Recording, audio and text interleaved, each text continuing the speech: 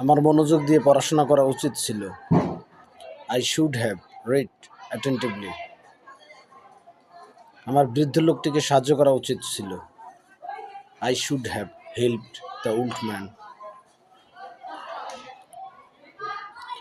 আমার ভোরে ঘুম থেকে ওঠা উচিত ছিল।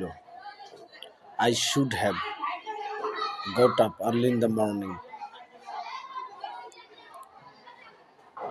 আমার টাকা রোজগার করা উচিত ছিল। I should have earned money.